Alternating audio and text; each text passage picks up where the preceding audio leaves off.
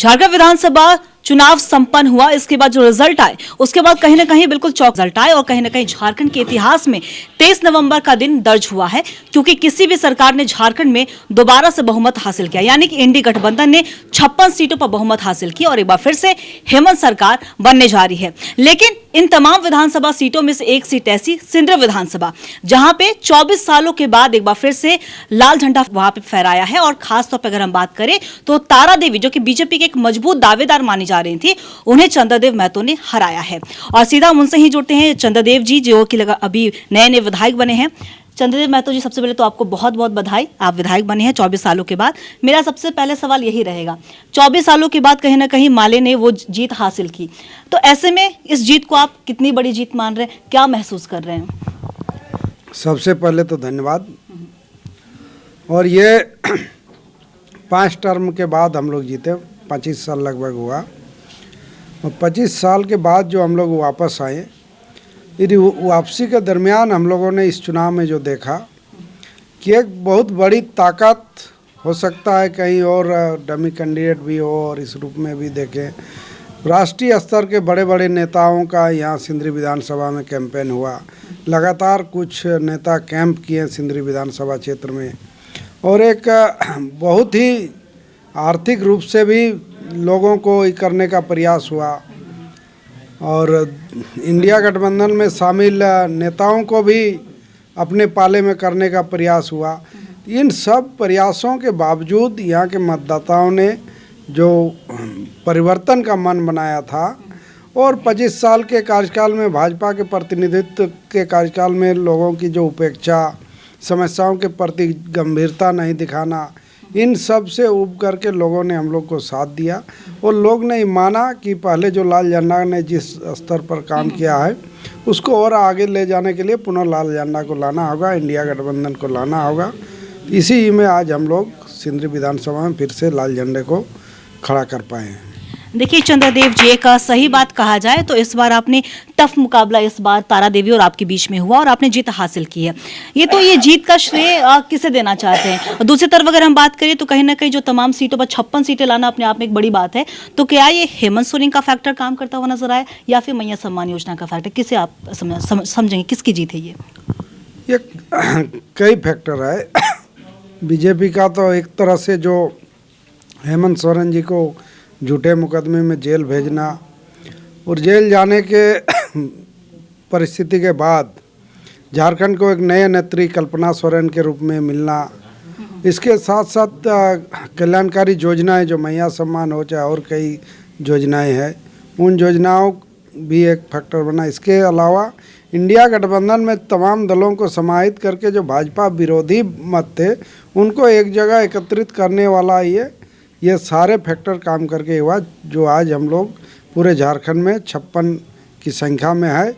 अब हम लोग, पहले तो लोग विश्वास नहीं करते थे, मानते नहीं थे, सही में हेमंत है तो हिम्मत है, और 56 इंच का सीना हेमंत जी के पास अब है। देखिए बिल्कुल, हेमंत सोरेन जिस तरीके से काम किया वो तो काबिले तारीफ हमने भी देखा।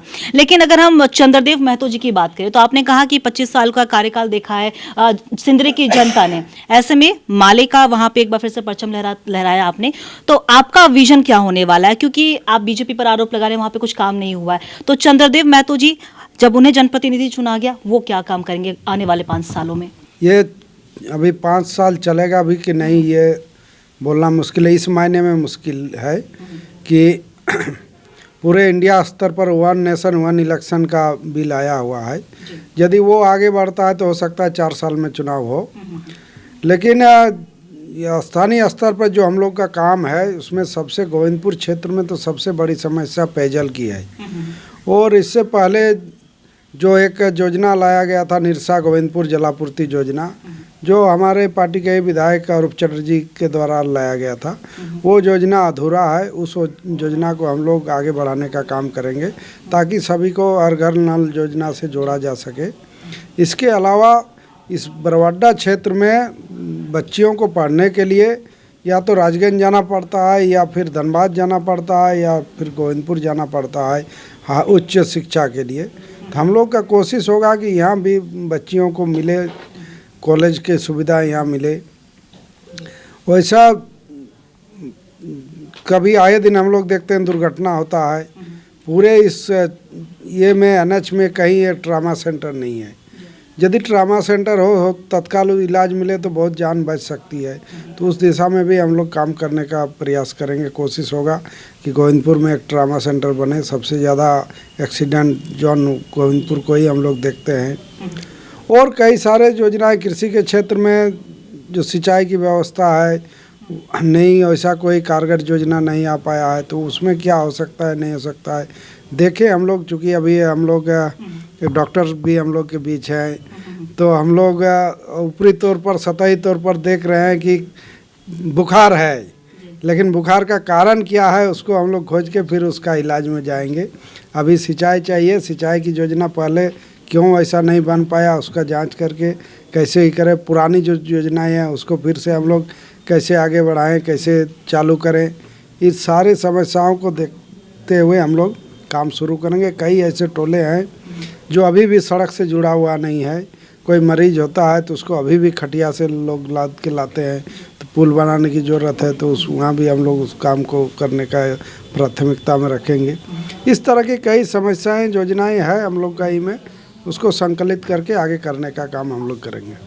देखिए, बिल्कुल आपने कहा चंद्रदेव जी कि आप मूलभूत सुविधाओं पे कहीं ना कहीं काम करेंगे, लेकिन दूसरी तरफ अगर बात करें तो देश में पहला, अगर सिंदरी की बात करें तो पहला खाद कारखाना खुला था, लेकिन कालांतर के समय हमने देखा कि वो बंद हो गया। अब क्योंकि हड़ आ गया है, तो फिर भी इसके बावजूद भी जो नियोजन है, नियोजन को लेकर पलायन हो रहा है, वो जो समस्या है वो भी अभी भी बरकरार है। इस क्षेत्र में आप क्या करेंगे? ये निश्चित रूप से जो FCI पहले था, fertiliser corporation of India limited, वो सिंदरी का पहला खाद कारखाना था और सबसे बड़ा कारखाना था, एशिया का सबसे बड़ा कारखाना खाद का था। वो बंद हुआ भाजपा के कार्यकाल में। और एक बहुत बड़े कारखाना जिसमें मैन पावर हज़ारों हुआ करते थे, 12,000 से 18,000 मैन पावर हुआ करता था, उसके जगह पर ये लोग HURL को लाए और बहुत ज़्यादा प्रचारित करके लोगों के बीच लाए कि ये मोदी जी का ड्रीम प्रोजेक्ट है, मैंने बहुत ही महत्वाकांक्षी प्रोजेक्ट है। उनको सपने में दिखता है कि ये प्रोजेक्ट में बहुत अच्छा उत्पादन हो रहा है, लेकिन सपने में यहाँ के लोग कभी नहीं आए जो बेरोजगार घूम रहे हैं, आए दिन एक दिन का काम के लिए तरस रहे हैं। हम लोग जगह जगह देखते हैं, गोविंदपुर टुंडी रोड सवेरे चल जाइए, कितने मजदूर खड़े मिलेंगे जो इस उम्मीद से खड़े हैं कि मेरा कोई आज का खरीदार आएगा, हमको खरीद के ले जाएगा, दिन भर हम परिश्रम करेंगे, शाम को मजदूरी मिलेगा, फिर वापस आएंगे। ऐसे जगह जगह, कई जगह बिफोर मोड़ में चल जाइए, धनबाद में भी कई जगह है, हम लोग सिंदरी में भी देखते हैं वैसे।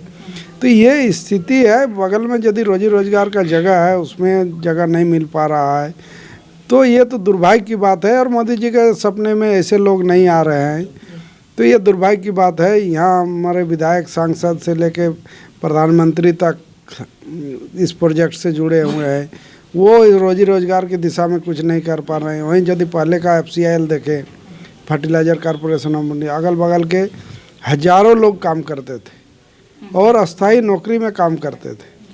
अभी मजदूरी में भी जगह नहीं मिल पा रहा है। तो हम लोग तो कम से कम हेमंत सोरेन जी का जो एक नियम आया है कि 75% स्थानीय को काम में रखने का, तो हम लोग प्रयास करेंगे कि वो लागू हो। और यदि योग्यता अर्हता है यहाँ के युवाओं में, तो उससे भी आगे बढ़ने का हम लोग काम करेंगे। जी चंद्रजीव जी, एक मेरा आपसे एक आखिरी सवाल होगा। 2019 में हमने देखा कि RJD एक सीट ही जीती थी, लेकिन उसके बावजूद भी मंत्री पद में उन्हें हासिल किया था, मंत्री पद उन्हें मिला था। अब क्योंकि हम माले की बात कर ले तो 2 सीटें इस बार माले के खाते में आई, एक अरूप चटर्जी जी ने जीता है, एक आपने जीता है। तो क्या कुछ उम्मीद है, क्या चाहते हैं, कुछ मांग करते हैं कि आपको मंत्री पद में जगह मिलनी चाहिए? नहीं, मंत्री पद के संबंध में पार्टी तय करती है, और इससे पहले जो सरकार हुआ है हम लोग मंत्री में शामिल नहीं हुए हैं। इससे पहले भी हेमंत सोरेन जी का सरकार था जिसमें अरूप चटर्जी विधायक थे, उन्होंने समर्थन दिया था, मंत्री पद नहीं लिए थे। और बिहार में भी जो सरकार बनी थी उस सरकार में भी हम लोग बाहर से, भाकपा माले बाहर से समर्थन दी थी, मंत्रिमंडल में शामिल नहीं हुए थे। यहाँ पार्टी स्तर पर बात होगी, तय होगा। हमको लगता है कि जो तय होगा उसी का में आगे बढ़ने का काम किया जाएगा। बहुत बहुत शुक्रिया आपका चंद्रदेव जी। तो ये थे हमारे साथ सिंदरी से नए नए विधायक बने चंद्रदेव महतो जी, जिन्होंने तमाम मुद्दों को लेकर अपनी बातों को रखा है। और ऐसे में जब ये विधानसभा जाएंगे इन्हें सुनना बेहद दिलचस्प होगा। और साफ तौर पर इन्होंने कहा है कि आने वाले जो जितने साल इन्हें काम करने का मौका मिलेगा, जनता ने भरोसा जताया है, तो उस भरोसे पे कायम रहेंगे और जनता के बीच रहकर जनता की सेवा करेंगे। अपने सहयोगी राजेश के साथ मैं अंकिता शर्मा, T45, धन्यवाद।